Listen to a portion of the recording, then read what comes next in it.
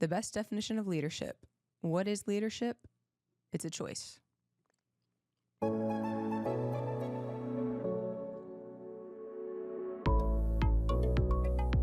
Good morning, good afternoon, or good evening, everyone, and welcome back to a very focused episode of the Good Leader Podcast. We are on a mission to increase the world's leadership capacity. We know that the world needs better leaders, and you are one of those leaders. So thank you for joining us once again. Anj coming in hot. The best was that the quote, or that's your precursor to that? You're saying that is your best definition of leadership, you believe? Yeah. Well, that's Leadership not mine, to be fair. Is a choice. Well, leadership is a choice? Yeah, I think it might have been Stephen Covey. I think it might have been. And he was defining leadership, and he literally defined it as a choice. Ooh. I was like, interesting. I It know. wasn't influence. It wasn't, any of the other hot takes. It was a choice. And I was like, that sat with me for a good couple of days because I was like, I think that's really, because I really mulled it over. I was like, does it sound cute? In the leadership world, things sound cute. They and then do. it's like, Oh, but yeah, is it absolutely. really true? But I like that. I actually think it's really true. But I like that because it sounds like it's not, I think a lot of time leadership is, oh, you are something, you are good at leading people, you have it's the personality versus it's something that you do. It's a skill set you can grow in, and it's something anyone can be. Right, without a title. Well, you can have a title, you can have a leadership title and not be leading. Definitely. You can also not have a leadership title and be leading. You're ultimately choosing leadership or not. Well, I have a Jerrod original quote over here that you never heard before. I'm guessing I've been not. tinkering with. On my bucket list is to have a well-known quote. That's on my bucket list. And one of these days, I want to have it. I like the one you gave. I've already quoted the one you gave me a couple of days ago. Ooh. You know what? We could say that today's episode is all about leadership lessons learned. So it's going to be just set around the campfire. You get out your guitar. Tell the tall tales of leadership. We're going to share a couple of things that we've learned over the years, and that's why we're starting with this definition of leadership. There are lots of great definitions of leadership out there that Anj just alluded to. Some just sound good but are not true at all. Some sound terrible but have a lot of truth in them. Some are just talking heads like me trying to be cute and memorable. But this one, I've wrestled with a few. So I'd love for you to bring up the quote that I said the other day, because that was true. That was out of... Are you talking about my belief one? Yep. Oh, yeah. Yeah. I believe that one. The more it sits with me, that's true. I've even said it to some others, like this. There's some truth to this, right? I think there's a lot of truth to that one. Yep. Okay. But here it is. Leadership is. I'm ready. Leadership is being responsible for other people's actions. Yeah. Yeah, it just sucks. It can. It can. But I was trying to, always trying to tinker and boil down. But that's one that now I'm not planting my flag on that. I haven't printed that one anywhere yet. Sure. This is the first time I'm putting it out there to the world. But it's similar to what you're saying. It's not the same. Leadership is a choice because there is a positional, because I do think that there is a positional responsibility that in our world of leadership development, we can often, underemphasize, you can have, it's not positional leadership. You can have authority without the position, and you can have the position but not have the people. Simon Sinek's got a great quote on that. The leader's not the one who has the title but has the people. It's true, but also I was working with a group of executives the other day, and one truth that we really wrestled with as they're unrolling some new, actually did a great job of revamping their mission statement, core values, and they were doing this big unveil. And so they brought me in to help them, what's a good word? Materialize it. This is what we think, this is what we believe on paper. What's this actually going to look like in the real world? And as a part of that, one thing we kept coming through is your position actually holds weight. Mm-hmm. So forget everything we just said about, being humble and, modest or whatever that is. Sure. If you walk in as the CEO and say something, and this is actually alludes to one of my leadership lessons learned, is that when you do have the title, the position, your word carries more inherently. Mm-hmm. Yeah. And I discovered this even at Paradigm Shift as our team grew, and we had more people who were not as close to me and knew my personality or knew my style of leadership. That I would say, I distinctly remember one time I asked a department to get me some information, and I asked it in a very general way, meaning, and what I meant by was, hey, this isn't absolutely urgent, but when you get a chance, can you give me that information? I know you're working on A, B, C, but when you get a chance, send me that Z. Yeah. Great. And Anj knocked on my door like an hour later and asked, "Did you tell the ops department to like stop everything and get you this big report?"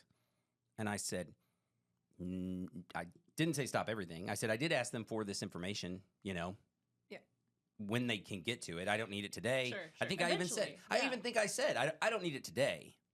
But the founder asked. But I remember this conversation. Yeah. But, and if because the founder asked me for something, I'm You're dropping it. it. Well, exactly. And getting that. I wasn't viewing myself not to have hubris. I think you should still, absolutely. Humility is absolutely always welcome. But I wasn't being humble. I was being, Was like naive? Naive. Almost or to like, almost, no, you know. naive is a good word. Foolish. Like, I'm just thinking like, well, and then because of that being unfair, because it's like, well, okay, you're asking them to do this. They're jumping. Right. And you're not asking them to jump necessarily, but that position is holding weight. And so I think that's all that said, my leadership is being responsible for other people's actions is connected to the choice. It's not the same thing, but sometimes if you are in that position, guess what? You're responsible. Yep. You're responsible for these people's actions. Yep. And that is an interesting way for us to start this conversation because of our leadership lessons learned, good, bad, ugly. Anj, I know you had a couple things. You want to start us off? Sure. I have 3. You have some too? So I've got basically 3 here. I've got 3. Give me some stories. All right, you know here we what go. I'm saying? I've got a story with all of them. Okay, great. Then take it away. Take it away, Anj. Because I knew you would, Michelle. I need the story. Okay, so my first one is this. And again, I do want to say a couple things for probably Jerrod and I both before I press this. I am no expert. I've made more mistakes than I have made successes. So this is not my culmination of look, all the things I've done well. Most of these come out of pretty big failures, actually. So just want to acknowledge. And I'm sure someone else said a lot of these too. These are just things I've learned along the way. So the first one that I've been probably the most challenged with in my leadership is really believing this mantra that the leader is the lid. People can't grow higher than the level of the leader's disciplines. Or they can, they will, and they'll just outgrow you. And that was honestly one that I really didn't want to be true. I was like, Sure. There's ways around. Like, I can rebuttal that a couple ways. That's not true. That's not. But man, at the core of it, if I'm just looking back over my life in the last 7 years, of different varying leadership, I'm like, it really is though. I actually think it really is true.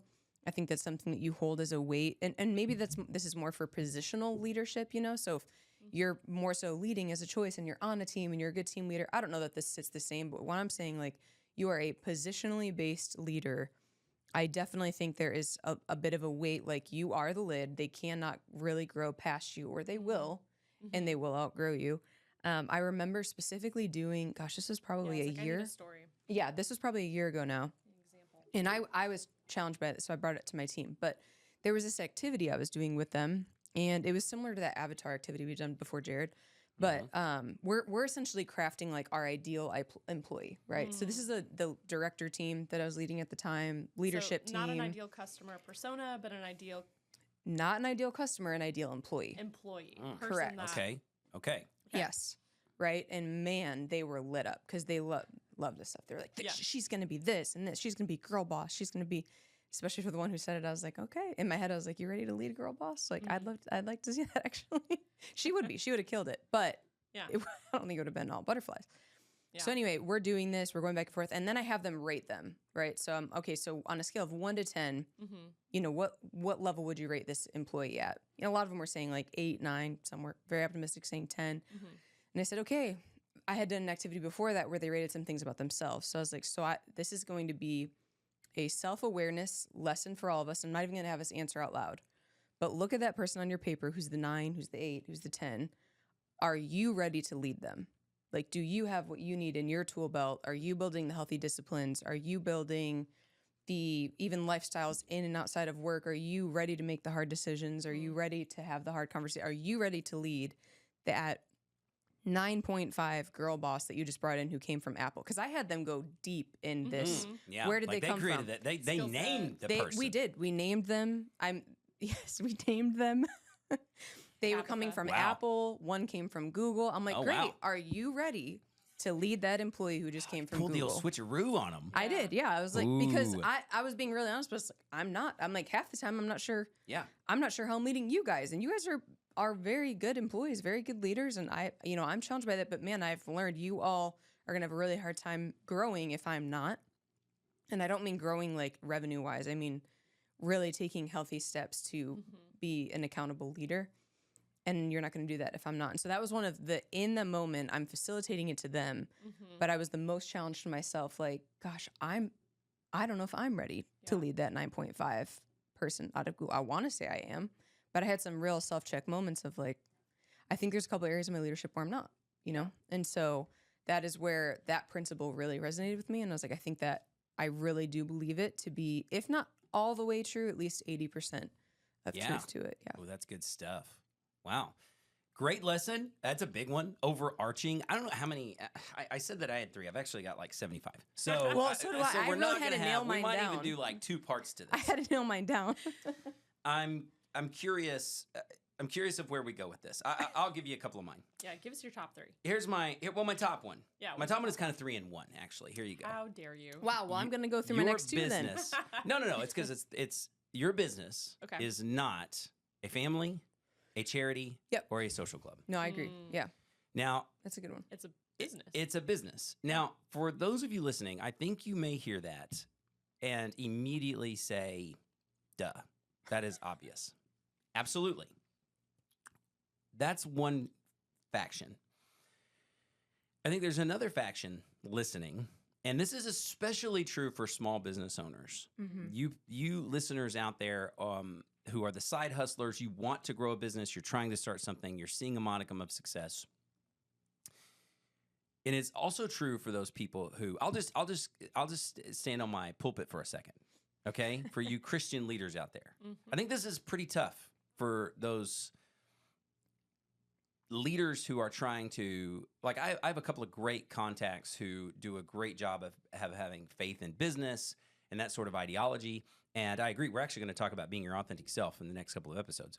So I absolutely believe that I don't check who I am as a person, which my faith is a huge part of that, the biggest part of my life.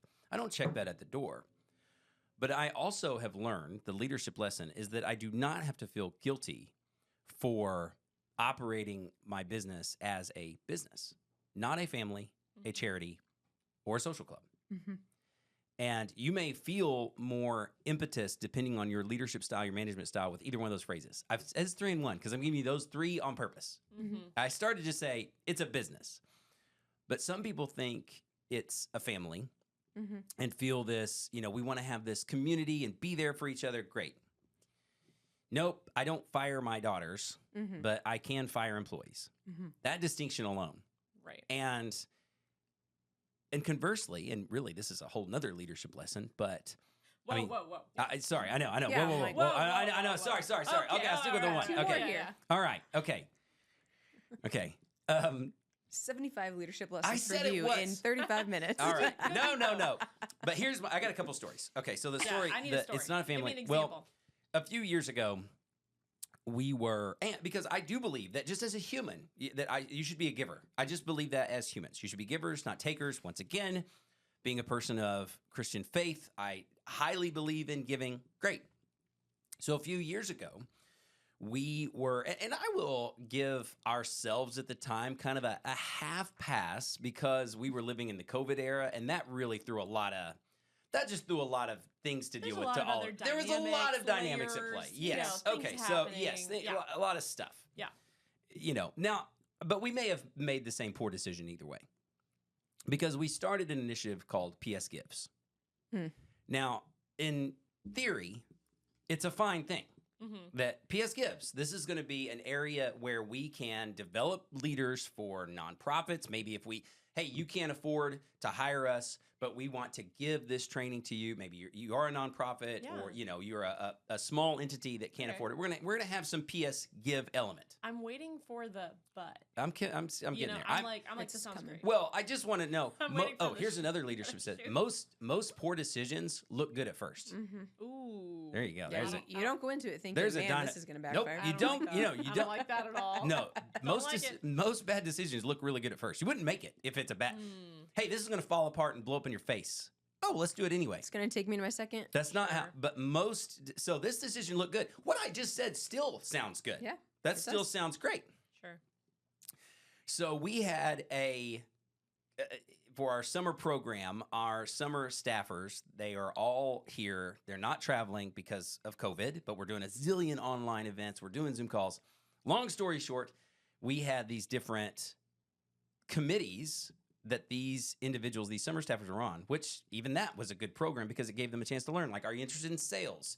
And then you're going to learn about sales. Are you interested in, I can't even remember some of the others, but operations and internal stuff and advertising, marketing, things like that. Great. PS Gives.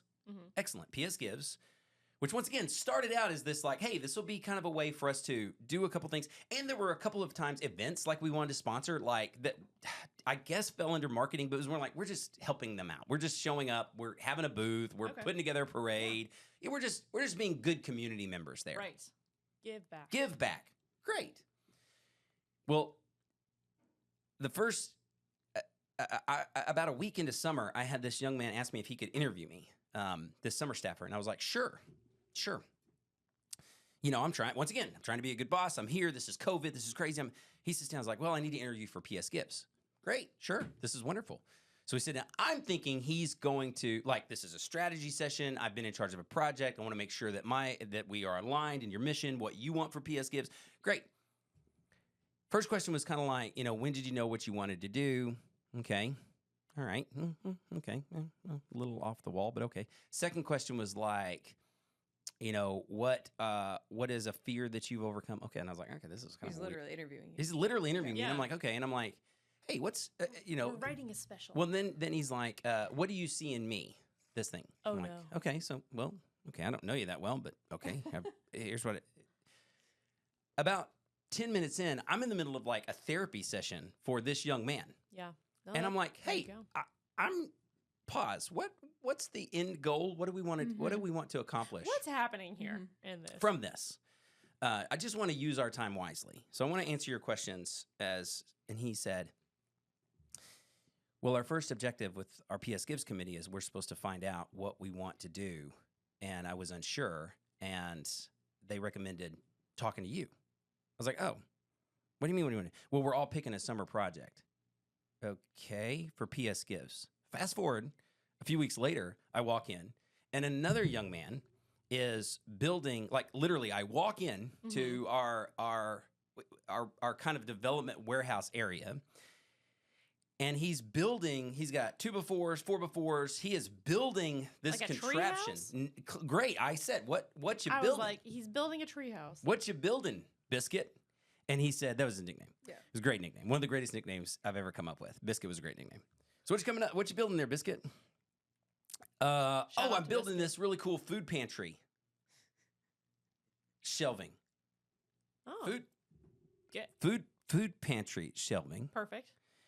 I've always wanted some of those. Well, because through PS Gives, they were going to put a food pantry shelf on the corner of our office. Great. So as a food pantry.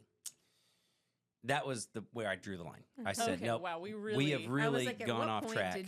That was the point. I said, I had been kind of hearing this PS you Gives. Said that, that was a we're little kind different of getting, but I'm like, we talked about. This does not make sense. This is not. Connect. So, point is, that's my illustration for we are not a charity. There's nothing wrong with having a food pantry. In fact, I support it. I endorse it. But there are dozens of food pantries in this city that if you just send them to that food pantry, they're doing it better. But knowing your mission, knowing your clear vision, and eliminating those distractions is powerful. But don't feel guilty if you have to make a decision based on that. Seems like a charitable act, and we're not a charity. That seems like a family request, not a like, hey, because we were very lenient with time. We're very lenient, but family, social club, and charity, that's my lesson. And it's okay to have those hard boundaries. Yep. And say no to things. And say no to things. Yeah, Absolutely. and say, actually, that's not why we're here. It's not why we're here. It's not who we are. Yeah, that's not what we're doing on our time, our Absolutely. time. Yes. Yeah. We collectively. We collectively. You on your own time? Sure. Absolutely. Yeah. More power to you. But it also helps you filter out things to say, Yes. wait a sec, should we do this? Is that actually aligned with our mission, vision, values? Yep, absolutely. And then you can say no to things that you're like, actually, great idea, but no, that Yep. doesn't. Absolutely. Yeah. So there you go. That's Anj, give me another one. I'm ready. It's kind I'm living for these stories. This goes a little bit off of what you just shared. So this is another long one, but data informs, people advise, but you decide, and people are looking for you to make the decision and direct. Ooh, that's good. Okay. Say it one more time for the I was people in about their to be like, cars. I love anything with data, so I was already on board. This is like truly. Now, hold up. Is said the this an first one. Anj original? All of these are Anj original. That's a pretty good I've phrase. heard That's a leaders great live somewhere phrase. else before, but Okay, I was going to say, I want to give credit I where did credit's really due. make this and one if you up. came up with that bump, you know I like did. threes. I did. That's a great three sequence. That one was for you. That Okay, was thank you. almost honestly going to be my 3 lessons, but I was like, I got more than No, that's so good. true. Okay, so data informs, Okay. people advise, but you decide. And I have been stuck in a trap of sometimes one and not all 3 together. And sometimes it's not even just like I'm looking too much at data to the point that I'm not making a decision. Or I've allowed people to advise me with no data.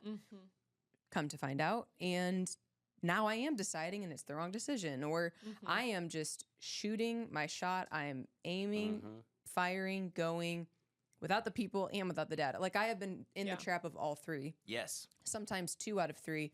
I think really a big leadership lesson for me was learning all 3 together. Yeah. And it matters. Yeah. I have kind of a recent example of this one actually with you and I that happened. So we're restructuring kind of an offering that we were going to be doing, for some of our clientele. And Jerrod, being the good leader that he is, thought, I'm going to get some feedback from our sales team, which there's nothing wrong with that concept, right? Yeah. Feedback from our That sales falls team. under people advice. That would fall under, yes, that's Getting definitely that where that would feedback. fall. Yeah, okay. Totally. All right. Now, very important to know that sometimes the people advising you are also not looking at the data and they think you are making the decision off of their feedback. I have learned, they asked for my feedback. That's what they're going to go with. I have learned that kind of, I don't want to call it entitled. I've fallen into that trap too, but it's a little bit of entitled thinking like, well, just because I asked and you gave me some feedback doesn't mean that's what I ran with. I just was asking. Right. You needed that one slice of the pie. But yeah, I'm just But asking. there's a lot of pie here. But I have that left. we have to look at. Yes, I have left a lot of meetings or watched Shared lead a lot of meetings, and they're like, well, we told him that's what we're doing. I was like, whoa. Just because it was said in a meeting doesn't mean you're doing it. Now, there's a whole other group of leadership lessons I can pull out of that later when it comes to communication and action, whatever. That's different. But to stick to our point here, Jerrod, he's trying to get some feedback. He had already been looking at a lot of numbers. He didn't particularly have this number in front of him, but they tell him something in relation to like, well, we have to offer this specific product, this specific service is what it was. Yep. Because everyone wants it. Yes. They all need it. Now, this is really important if you lead a sales team because more often than not, they are big personalities. They're loud. They're very, that makes them good at their job. Now, not every sales rep, don't mishear me. You can be really good at your job and not have that. But I have learned more often than not, there's kind of a personality that gravitates. An ego even that again, it makes them good at their job. Yeah. I don't hate that. Yeah. But man, they are resolute in their thoughts. They're resolute in their feelings. They're resolute in what you are doing wrong and they're doing right. Sometimes it takes a strong leader, I think, to lead a sales team. And so they are really coming at you with this like so strongly. And I'm guessing in your seat, you must have thought, yeah, okay, well, this is, researched and it's true. And sounds like all of our clients buy this one service. So I've got to reincorporate it into what I was doing, even though in your gut response, gut instincts, you were like, I just don't think that I've been in this market longer than you. And I don't think that many people are buying that. So I hear this story and I feel the same way. And I'm like, I wasn't in that meeting. Yeah, I wasn't in that meeting, but I heard the outcome and I was like, gosh, I know those people. I know their thoughts and feelings. And then I just know our numbers. So I go back and do a whole little night's work of figuring out if what they said was true. And it turned out that I don't quote me on these numbers, but I want to say out of a group of like 170, 3 different individuals had actually bought that product. Now the 3 people bought a lot of them. Like there's one person I'm thinking of who bought like 7 of them. Sure. Great, that's awesome. But there were 3 clients out of that many people actually interested. And when I went back to Jerrod the next day and told him, I mean, I'll never forget his face, but you didn't really say anything. You were just like, I thought so. So great. And you did then make a decision off of all of that. But I was like, that was one of the first times I think we have done so many things wrong. We've done some things right. But that was one of the first like stories I pointed back to, especially with a really strong sales team, that I was like, we really didn't stop there. We didn't stop at people advised. We also didn't just jump into you make a decision with no other feedback or fodder, but we really used, hey, I heard you. I saw you. You're actually not wrong. It was 3 of your clients who did that, but that's obviously not true for the whole. So your loudest voice was not the most majority voice, majority vote, majority client bought product or service. And so that was one for me where I was like, wow, that has to come together more often, because especially as you're leading leaders, that matters. Absolutely. And that was, you're right. That's a situation where I think we did it well, because if we look at the layers of that, I can talk about a lot where we didn't. People advice. Yeah, we can talk a lot where we didn't. But that people advice, because I wanted to get buy-in from the sales staff on that one. So I did ask their opinion, but then went to you. You and I had the follow-up. I'm like, well, how'd that go? What was it? And I was like, oh, this. And both of our guts said something different. We looked at several pieces of data. Let's specifically unpack that one and see if everything else is fine. This one resounding thing is off. You saying that, and I love this, data informs, people advise, you decide. I'm thinking of it as a Venn diagram. You know, that when you need all 3 in relationship there. And if you only get 2 out of 3, it's probably going to be, you know, poor or poorer leadership in some fashion.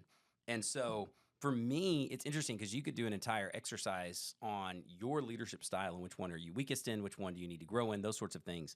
One thing for me that's been fascinating, and as we talk about good leadership, I think that it is this tough balance between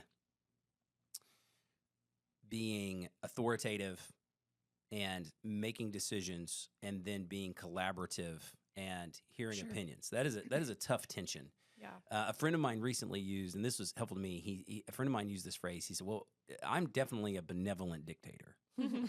Yeah, sure. And that's a phrase that I don't consider myself. If you look at that, if that's the spectrum, you know, then a benevolent dictator is right in the middle. And I feel like I probably lean too much to benevolence. There are times that it's like, I should just make that decision. Go for it. Yeah. Still, that informs people advice. But here's where we're going. This is what we're doing. And if the leadership lesson, I'll close with this lesson then, because you've inspired it. At the end of the day, you, not the other people, go to bed with your decision. That can cut both ways. Meaning, if you're seeking advice and they give you advice and you're just like, I'm not sure what to do, but this trusted advisor gave me this thing. Well, it's still your decision. You have to go to bed with that. Yeah. Or the other side where you're unsure what to do, but you're just going to follow their advice. You're the one who has to go to bed with the decision. Or like me, I have found myself, it's like, okay, I've put this person in a position of authority. That's why I say this is a real tension. This is a real leadership lesson. You know, whether it's you, Anj, like, okay, well, I've given Anj that authority. I don't know if she's right on this one. I don't know. My gut may say this, or even maybe not gut. Maybe it is like, I'm looking at this historical precedent. I'm looking at this data that I don't know if she paid attention to, whatever. And, you know, thankfully you've made more right decisions than wrong ones. You're a good leader. But with every position, it's this weird. It's like I've said before on previous podcasts. Like one of the easiest things to write in leadership books is hire the right people. Great. Yep. Thank you, Einstein. Yep. Hire the right people. Yes. Oh, you're only as good as your team is. Yes. Yep. But if that were easy, every team would win the championship every year. No. There is a lot to hire the right team. Yeah. And when you're deciding is it the right team or not, and you're trying to be the Good Leader podcast, empowering, giving people the autonomy, giving people the authority, and all those types of things. My leadership lesson is at the end of the day, you are the one who is going to bed with that decision. If, kind of complete circle here, you're responsible for other people's decisions. Mm-hmm. And so if I'm going to be responsible for that decision and wait a minute, I have a red flag, a yellow flag, speak up, say that. Say that either way, even then, it doesn't matter if you're just the authoritative boss, but if you're on a team project, all those types of things, you're like, ugh, I guess I should swallow my tongue and not say this, but I really feel no, speak up. Yeah. Because if you're going to be responsible for other people's decisions, even like I said, if it's a team project or whatever, or speak up and share that, because more often than not, the leadership lesson is I have never felt bad for conflict in something that I brought up, even when the conflict went wrong. Sure, even when like, wow, that was ugly. But I brought up the thing that was bothering me the day before. Mm-hmm. Now I have a new problem to deal with, the interpersonal relationship with this person or the fallout or whatever. Mm-hmm. But I don't know. I think new problems are better than old problems. Yeah, I got some really good advice. This is not a lesson, but I actually would have wrote this down if I had thought about it more. One of the best pieces of advice I got in regards to collaboration, and I kind of ending up in your spot where we were growing a little bit more in like hierarchy of team.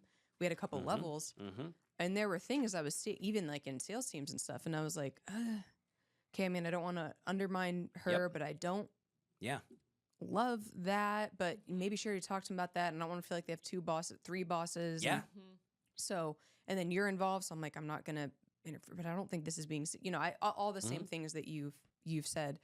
And I remember somebody gave me advice of, you have given somebody a coaching position, like the leader below you now. Let's say Lindsay, for me, they are now the team coach. You are not the coach anymore, right? But you are still an owner. And so as an owner, if you are noticing the coaching going this direction, the coaching going that, it is your full right as the owner to go in and consult that person, that team. Like they were like, you need to switch your mindset from, man, I'm just not sure. You're asking yourself all the wrong questions. What you should be asking yourself is, if you were advising that team, like you do executive coaching, right? Yes, I do coaching. Okay, if you are coaching that leader who is on that team now, would you be doing that the same way you're doing sitting here today, being a little impressed? But I had said no. I'd be telling them, hey, I think this person's. I would be a lot more direct. And she was basically like, then why aren't you being? Like, you are their consultant. Yes, they are coaching. Yes, they are running the team. They are going to be the person that's going to look like they took the team to the championship or did not. Yeah. Right. But at the end of the day, you owned it. So you get to go in and be you should be going in and being the consultant of it. Yeah. Doesn't mean you need to be one way or the other dictator or not. But when she switched the frameworks for me to consulting, I was like, yes, I'm doing my team a disservice by I'm definitely not jumping in at consulting enough. Yeah. And I like the phrase that you used, undermine, there, because that was something that I mislabeled early on, and hopefully I've gotten better at it, but the undermining and micromanaging and things like that, those are surface level. And I would say never do that. Good leadership, I'd never undermine. Yeah. But I'm going to coach, consult, lead. I'm going to lead this person. I'm like, doesn't wait, mean you don't have a voice. No, and I think and even in that leadership, it's like, okay, well, I've given them that authority, like you're saying, like, okay, I don't want to undermine. I love that word, undermine, because that is true. I don't want to undermine their authority. Yeah. No, but, and I think of a relationship, it's like parenting. It's like, okay, if Jen is getting on to the girls, or if I'm getting on the girls for something, and Jen steps in and says, well, hold on. I'm like, okay, you are totally undermining me. You can tell me that behind closed doors. Right, that's the point. Yeah. But in the moment, you got to, we got to be united. You got to be united here. And even if it is a mistake, we can course correct later. Right. But in this moment, you've totally undermined me. It's this, so I think that's a good place to stop, because the good leadership lesson is, the lesson learned is those are not all one bucket. And the lesson that I've learned is I used to put them all in one bucket. Like, well, I've given them authority. I guess I got to see how this plays out. Yeah. No. Yeah, no. No, you don't have to see how this plays out. Yeah. Clifton Talbert, author and leadership speaker, he told us one time in person, he said, because we asked him the same thing, how do you let people fail? Because we were talking about failing forward. And he was like, well, he said, you can let people stumble and learn, but if you see a train coming down the tracks, right. You're going to pull them. Yeah. And there have been times I'm like, man, I see this train coming down the tracks, but I guess I'm going to let you do it because I've given you that authority. I don't want to undermine you. I want to empower you. But a good leader would. But a good leader pulls them from the tracks. Yeah, and says, "You're about to die. Absolutely. Hold on one second. Yes, this is bad. So that's a good distinction. Yeah, and I know we're on a close, but I will say this. I also think I have learned. I wish I learned this sooner. This is one of the ones I really wish I would have learned sooner. People want it. Like, yes, no, they do not want to totally be undermined in the meeting. Absolutely, yes. Lindsay does not want me to come in and be like, and I've done this before to her for sure. But like, actually, I don't. Yeah, know you're worse at it than I am. We're sitting here. Yeah, we're sitting. I am for sure. We're not going to do that. Bye. Yeah. Good luck. No, we're not. Yeah, we're not going to. But she absolutely behind closed doors. Yeah. In fact, our relationship is probably worse when she doesn't feel like I'm in the trenches with her, absolutely coaching her along. It feels like your leader has your back when they pull you back from like the train tracks where the train is coming down. Yeah, it feels like, oh wow, thank you for seeing something I didn't see, or I feel powerless to change anything now because of something I said. You know, like you want that support. People but still that want trust to be led. relationship makes the difference of micromanaging or being pulled off the tracks from a train. It does. It definitely does. And that's how you build the trust. But I do just want to say, I think the other side too, because I've been on the other side of a lot of the conversations you're saying. I mean, you've been my boss, absolutely. And I'm like, I want to be led. Yes. I want to be, I would love perspective. I'm on this mountaintop by myself. Yeah. Like, if I knew you were there, that'd be awesome. But I'm not really sure if you are or you're not, you know? So I just think don't discredit your people. I think they want that more than you think they do if you're doing it the right way and you're really pulling them in on the trust, like you said. Well, there's so much to unpack there. We're going to close it out for today, but you just said it. And it's okay. Hey, this entire podcast is built on growth and development. And that's something where I totally am the person that tends to regress too much in those situations because I want to be, quote unquote, a good leader, empower people and all those types of things.